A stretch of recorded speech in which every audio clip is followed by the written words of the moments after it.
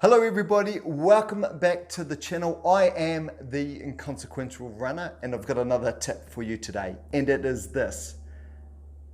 Train for time, race for distance. Train for time, race for distance.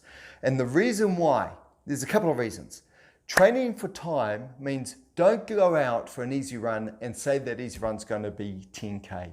Make it an hour, because the trick is if you train for distance as opposed to train for time, if you make your easy run 10 kilometers, there's a chance you might start to run a little bit too fast to just get the 10 kilometers done. But if you're training for time, then it's an hour.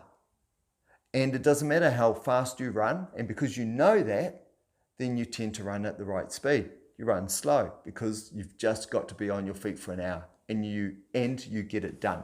The other, if you flip it on its head and you think about training with intensity, if you train for time, what that means is, especially if you're with a group, if you're doing fartlek sessions and you're running, say, a minute on, a minute off, that minute on is relative to everyone.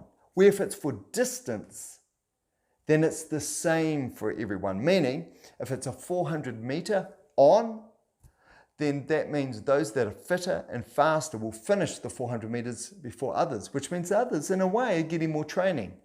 Where you might finish your 400 meters in, say, 70 or 80 or 85 seconds for your on, and it takes them a minute 20, they're actually getting more training in. But if it's a minute on, that means irrespective of how fast the various members of your training team are going, and their intensity and their speed, they're all training for the same time, 1 minute.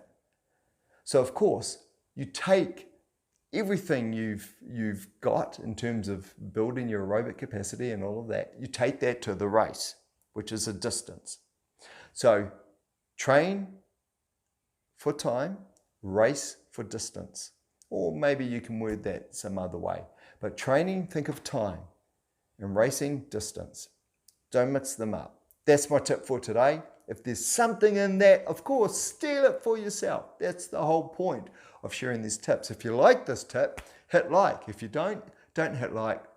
If you think this tip might help someone else, share it with your running buddies. And of course, if you want to stay in the loop with other tips so you can, again, pull out the golden nuggets that are going to help you, then hit subscribe, and then you'll be notified when other videos come through. That's it.